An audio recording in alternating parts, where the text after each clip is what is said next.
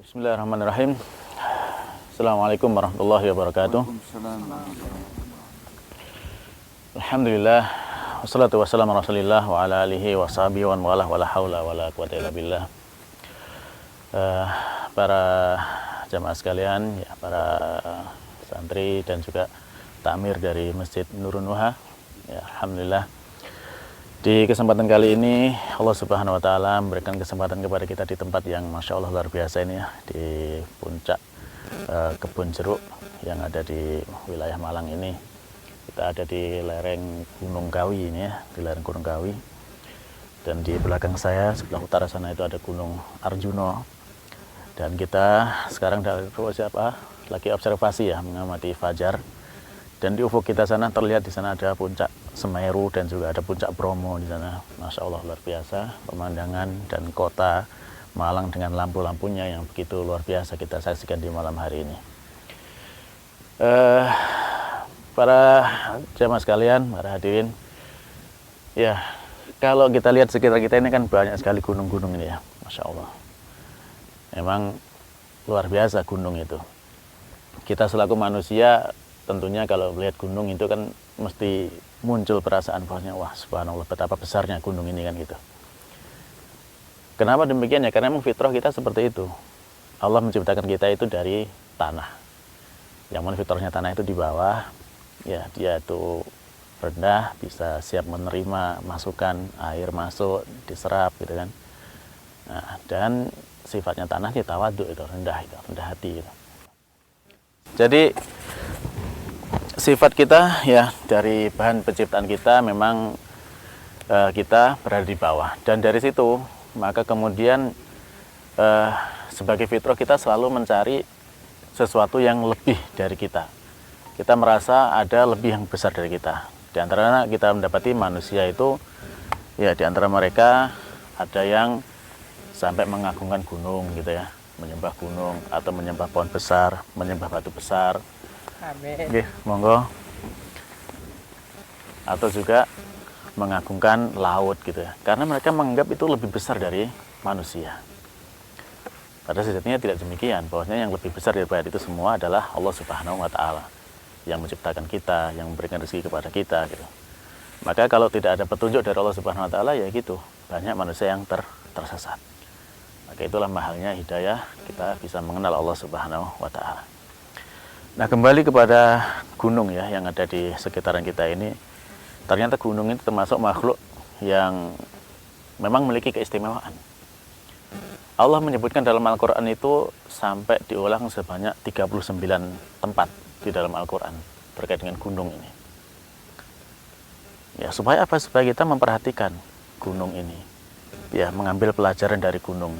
Di antaranya seperti apa? Dimaksudkan dalam surat Toha 105. Allah menyatakan ini wa yas'alunaka 'anil jibal. Fakul yang sifha robbi nasfa. Di sana Allah menyatakan, dan mereka bertanya kepadamu tentang gunung.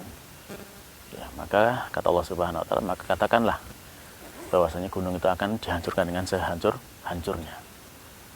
Ini kaitannya dengan apa? Dengan hari kiamat. Bahwasanya nanti di hari kiamat kalau kita lihat gunung yang seperti ini, ya, begitu besarnya seperti ini. Ini ketika hari kiamat terjadi nggak ada apa-apanya, semua akan hancur gunung ini, sehancur-hancurnya. Bahkan kalau kita ingat di surat Al-Qari'ah, di sana juga Allah sebutkan kal ihnil mangfus, ya, seperti apa? Seperti kapas yang berhamburan diterbangkan oleh angin. Ya. Dari situlah bahwasanya gunung yang begitu besarnya saja itu nanti di hari kiamat akan hancur seperti itu. Nah, apalagi kita kalau dibandingkan gunung, kita ada apanya kan? Kita kecil sekali gitu.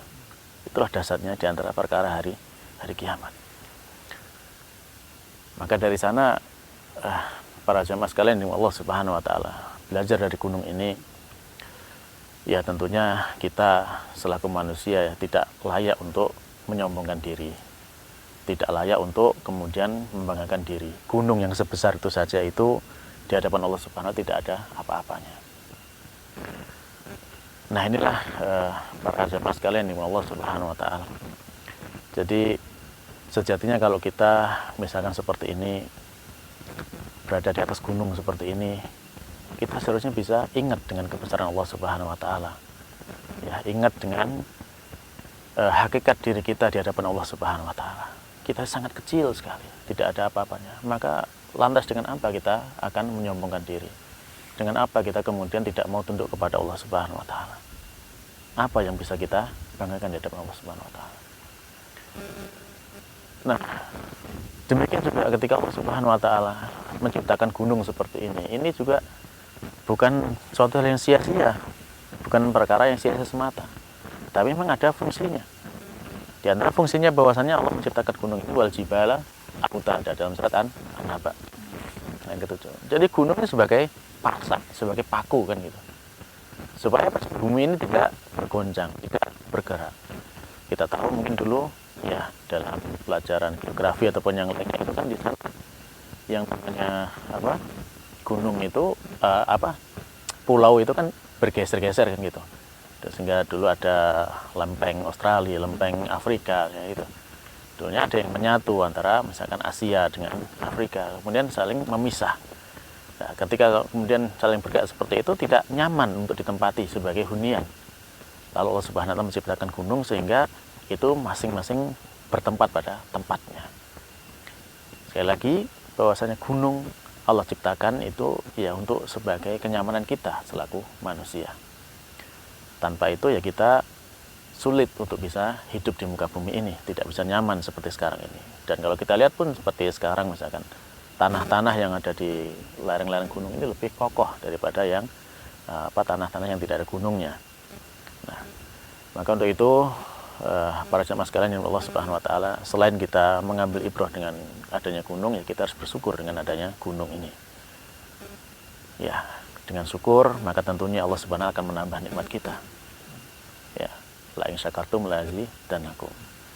Dan tapi kalau justru kita malah kufur, tidak mau beriman kepada Allah Subhanahu wa taala, ya, la in kafartum la in syakartum la azidannakum wa la in kafartum inna adzabi lasyadid. Jadi sebenarnya adab itu amat sangat pedih. Buktinya apa misalkan?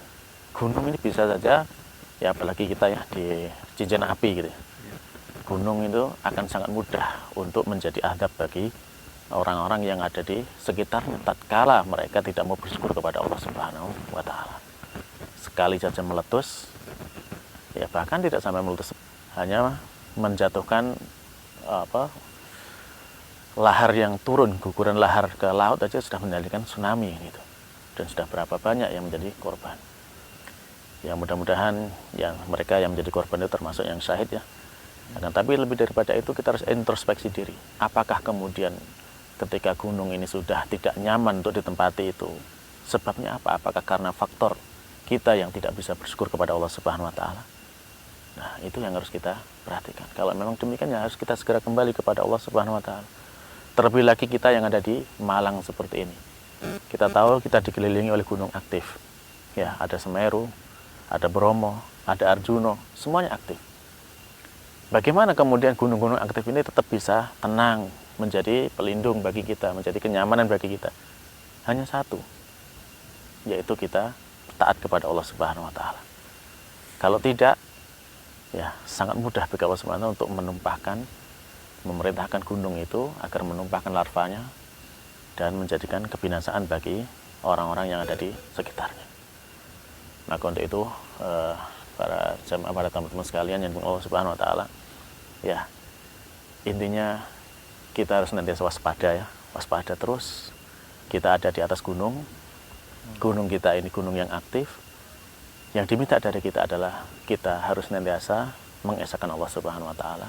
Jangan sampai berbuat syirik, jangan sampai berbuat maksiat, agar apa? Gunung ini tetap menjadi kenyamanan hidup kita dan tidak menjadi sebab atau mara bahaya yang membinasakan kita.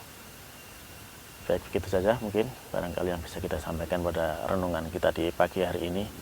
Ya, karena kita memang ada di atas gunung ya, jadi kita ada kalanya perlu mempelajari atau mengambil faedah dari keberadaan gunung ini. Baiklah, mungkin gini saja yang bisa kita sampaikan para peserta sekalian. Ya, mudah-mudahan Allah Subhanahu wa taala senantiasa menjaga kita, senantiasa memberikan ya keselamatan bagi kita semuanya dari segala macam mara bahaya di dunia maupun di akhirat. Dan kita akhiri, subhanakallahumma rabbana wa bihamdika asyhadu an la ilaha illa anta astaghfiruka wa atubu ilaik. Assalamualaikum warahmatullahi wabarakatuh. Waalaikumsalam.